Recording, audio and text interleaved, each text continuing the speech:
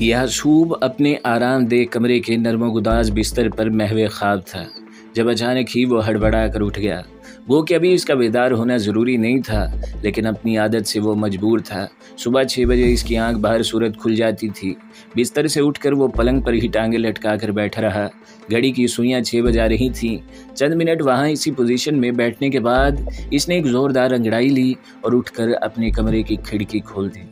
نمی سے لبریز ہوا کا جھونکا اس سے ٹکرایا اور اس کے مشامے جہاں کو معطر کر گیا۔ یہ بمبئی کا پوش علاقہ تھا، جہاں سمندر کنارے خوبصورت کالونی میں موجود را کے سیف ہاؤس میں جو VIP مہمانوں کے لیے مخصوص تھا، اسے ٹھہرایا گیا تھا۔ کھڑکی سے وہ کچھ فاصلے پر بہتے سمندر کی لہروں کو جوش و خروش سے ساحلوں پر سر پٹکتے دیکھتا رہا۔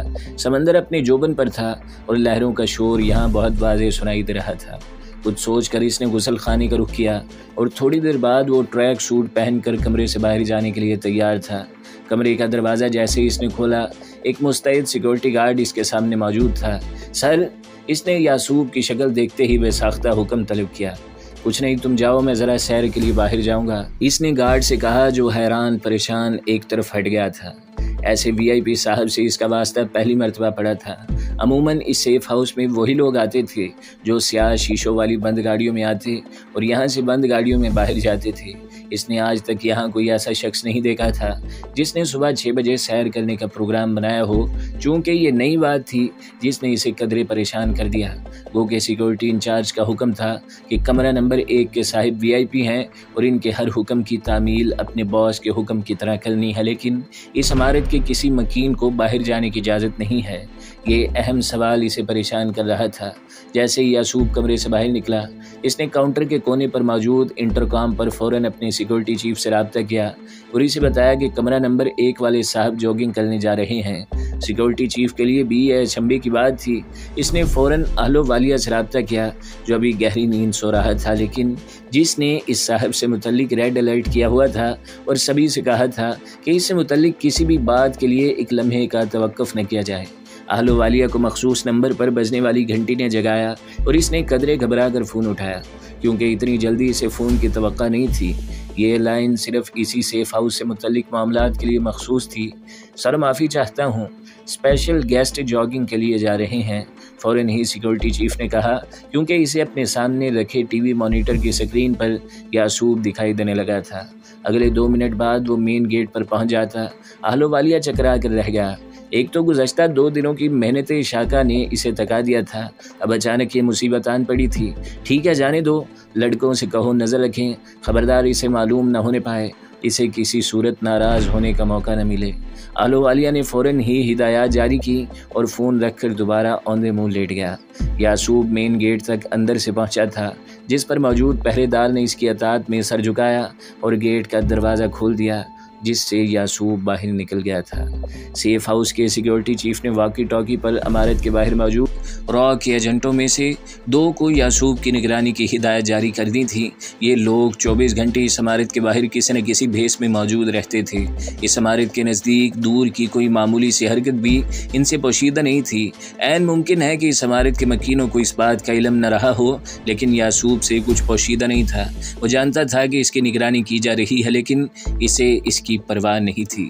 اگر وہ چاہتا تو نگرانی کرنے والوں کو چکمہ دے کر کسی بھی طرف نکل جاتا، لیکن اس نے اس کی ضرورت محسوس نہیں کی تھی۔ وہ تو بڑے اطمینان سے ساحل سے کچھ فاصلے پر موجود لکڑی کے اس بینچ تک پہنچا تھا، جس پر را کا ایک محافظ گروی رنگ کے کپڑے پہنے سادھو کے روپ میں آلتی پالتی مارے آنکھیں بند کر کے تپسیا کے انداز میں کسی منتر کا جاپ کر رہا تھا۔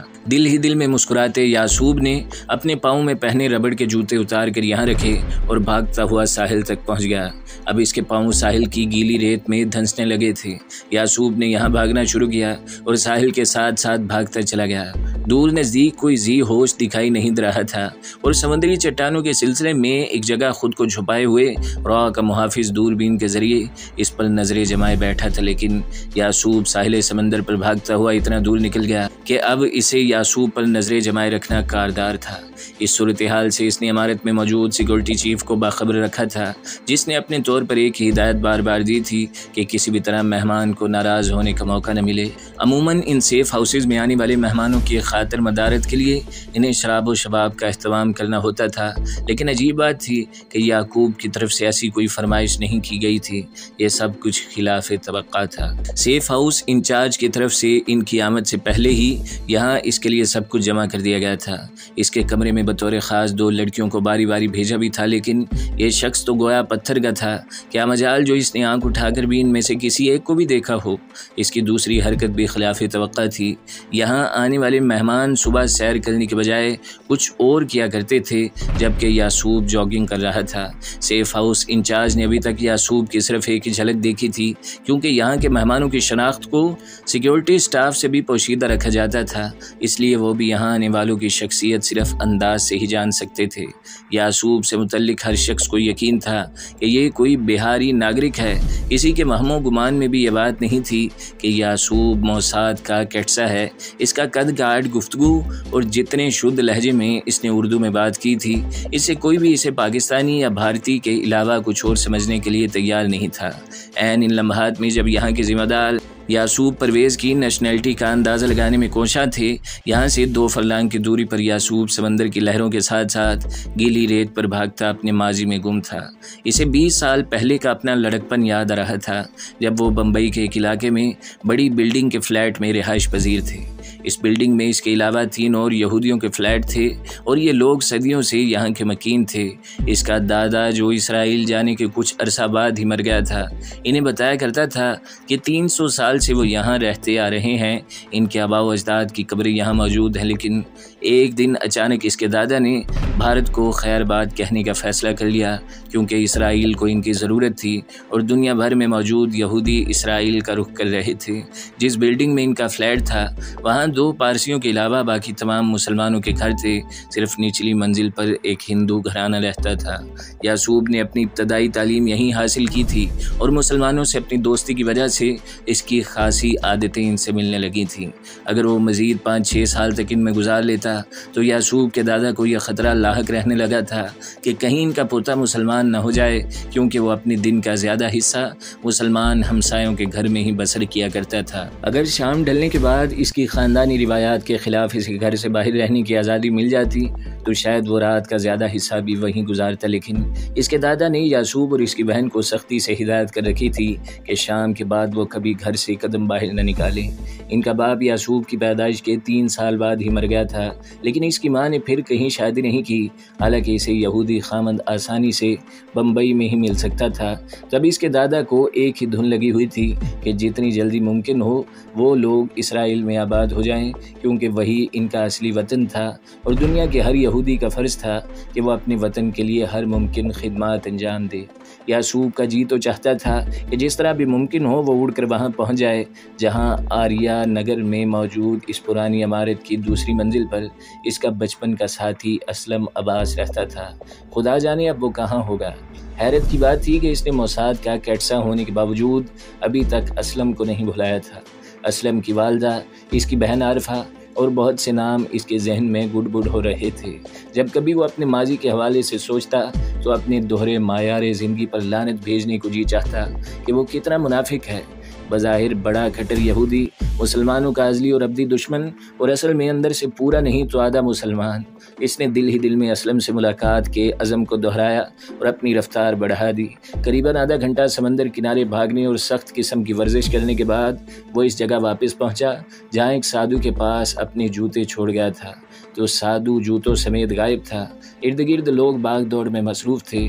شاید یہ سب یہاں مستقل سیر کے لیے آنے والے شہری تھے جو وہاں ایک اجنبی کو دیکھ کر حیران ہو رہے تھے۔ یعقوب دل ہی دل میں مسکرا کر رہ گیا۔ اس طرح را نے شاید اس پر یہ ثابت کرنے کی کوشش کی تھی کہ اس کی نگرانی نہیں کی جا رہی، کیونکہ یعقوب اندازہ لگا چکا تھا کہ سادھو کے روپ میں دراصل وہ را کا ایجنٹ ہی تھا جو اس کی نگرانی کے لیے یہاں موجود تھا۔ اب سادھو کے جوتوں سمیت غائب ہونے کا مطلب یہ تھا کہ وہ کوئی ایجنٹ نہیں بلکہ پاکھنڈی قسم کا سادھو تھا جو موقع ملتے ہی اس کے جوتے لے کر چمپ ہو گیا۔ ننگے پاؤں وہ چلتا ہوا سیف ہاؤس تک پہنچ گیا۔ اسے ننگے پاؤں تو سب نے دیکھا، لیکن نہ جانے اس کی آنکھوں میں کیا بجلیاں بھری تھیں کہ یہاں کسی کی نظر اس کے چہرے پر ٹکتی ہی نہیں تھی، اور نہ ہی کوئی آنکھ ملا کر اس سے بات کرنے کی ہمت کر پاتا تھا۔ سیکورٹی چیف نے بھی خاموشی اختیار کر لی تھی۔ یعقوب نے کمرے میں پہنچ کر بات لیا اور تھوڑی دیر بعد جب وہ کپڑے پہن کر تیار ہو چکا تھا تو ناشتے کی میز پر اہلووالیہ اور چوہان اس کے منتظر تھے۔ مسٹر چوہان اور آپ مسٹر یعصوب۔ اہلووالیہ نے دونوں کا تعارف ایک دوسرے سے کروایا۔ یعصوب نے اپنا ہاتھ چوہان کی طرف دور سے ہی بڑھایا تھا، لیکن چوہان نے خاصی گرم جوشی کا مظاہرہ کیا تھا۔ مسٹر یعصوب، میرے ساتھی مسٹر چوہان کا آنا جانا اکثر لگا رہتا ہے۔ ابھی 2 روز پہلے بھی یہ کراچی کا چکر لگا کر آئے ہیں۔ مستقبل میں آپ کو مسٹر چوہان کے ساتھ مل کر کام کرنا ہے۔ کام کا طریقہ کار آپ مل کر طے کر لیں۔ میں اپنی دانست میں ایجنسی کا سب سے زرخیز دماغ آپ کے حوالے کر رہا ہوں۔ آپ کو مستقبل میں جس قسم کے وسائل درکار ہوں گے وہ مسٹر چوہان مہیا کریں گے۔ میں آج کے بعد شاید لمبے عرصے تک آپ سے نہ مل سکوں، اور اب آپ سے مسٹر چوہان کا رابطہ رہے گا۔ بھارت میں آپ کا قیام یہی ہوگا یا جہاں بھی آپ پسند کریں۔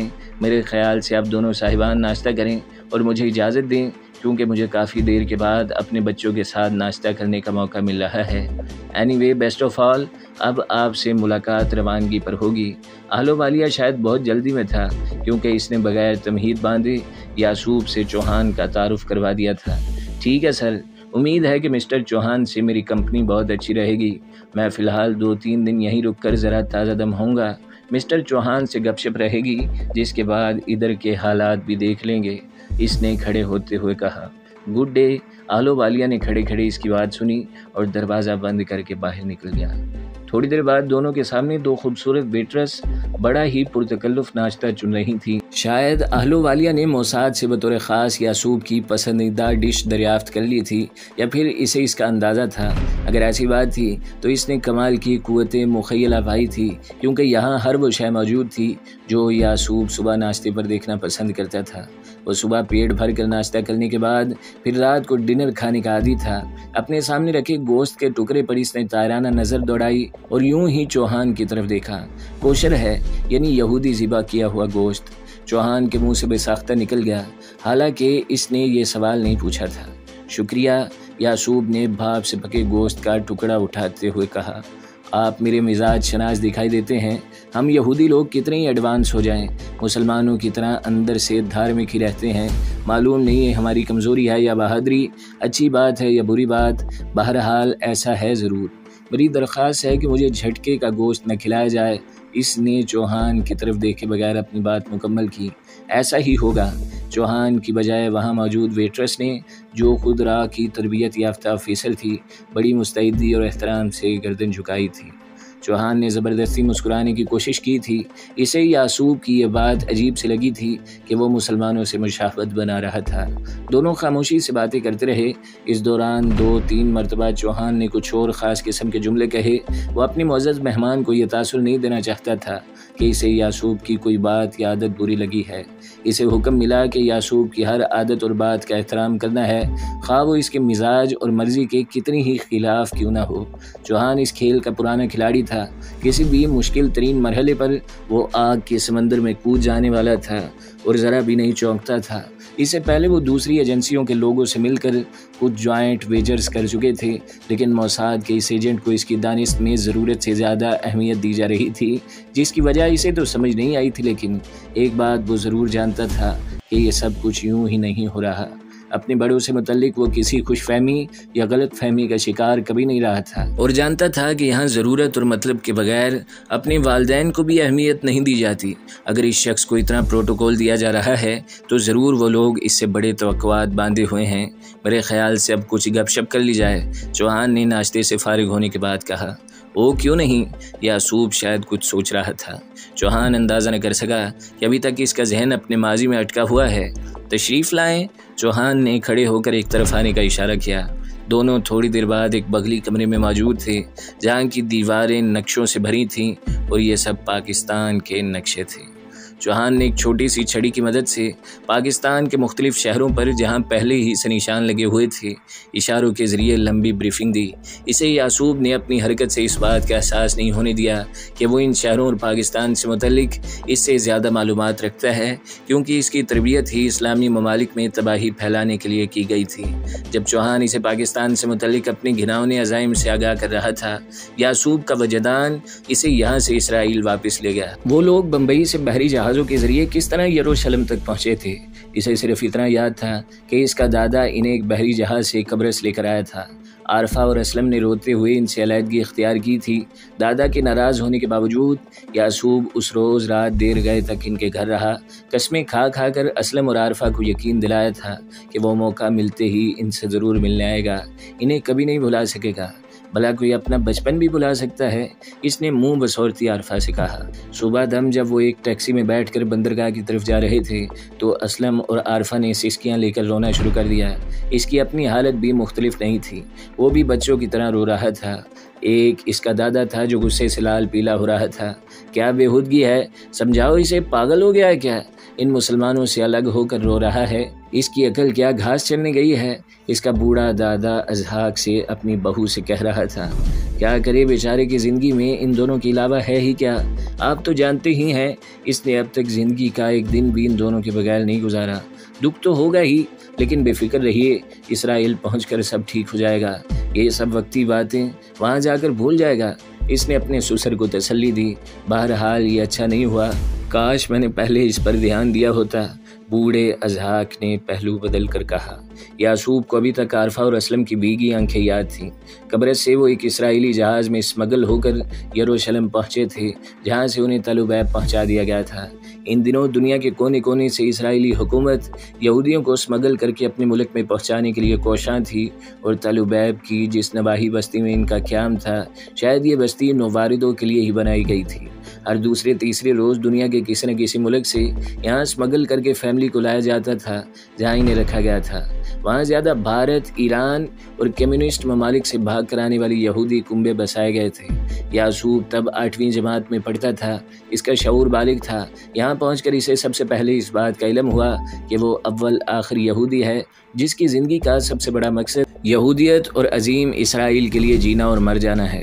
چونکہ وہ پیدائشی طور پر دنیا کی سب سے عظیم قوم کا ثبوت ہے، اسے اپنی عظمت کا احساس ہونا چاہیے، اور اسے نہ صرف اپنی اسی کریڈٹ کی رکھوالی کرنی ہے بلکہ اپنے ملک اسرائیل کو بھی عظیم تر بنانا ہے۔ اس کی کفالت حکومت کا ذمہ تھی۔ یہاں پہلی مرتبہ اسے احساس ہوا کہ حکومت کے لیے سب یہودی برابر تھے، کالے گورے سانولے کی کوئی تمیز نہیں تھی۔ ان کی بستی کے تیسرے گھر میں لندن سے آنے والی ایک یہودی فیملی آباد تھی، لیکن سرکاری افسران کا سلوک ان کے ساتھ امتیازی نہیں تھا۔ اسے دوسرے ہی روز ایک بس کے ذریعے تل ابیب کے ایک اسکول میں پہنچایا گیا، جہاں اس سے سارا دن عورتیں اور مرد مختلف قسم کی باتیں کرتے رہے۔ ان میں اردو ہندی بولنے والے بھی تھے، اور اس کی طرح ٹوٹی پھوٹی انگریزی جاننے والے بھی۔ وہ لوگ اپنے سامنے ایک کاغذ رکھ کر بیٹھ جاتے اور اس سے دوستانہ ماحول میں باتیں کرتے ہوئے اپنے سامنے دھرے کاغذات پر نوٹ کرتے تھے۔ 3 دن تک یہ سلسلہ جاری رہا۔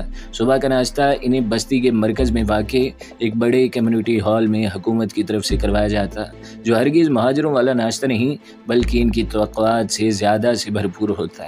مختلف یہودی NGOs تنظیمیں وہاں آتی، ان کے لیے بہترین کپڑے، سامان زندگی فراہم کیا جاتا۔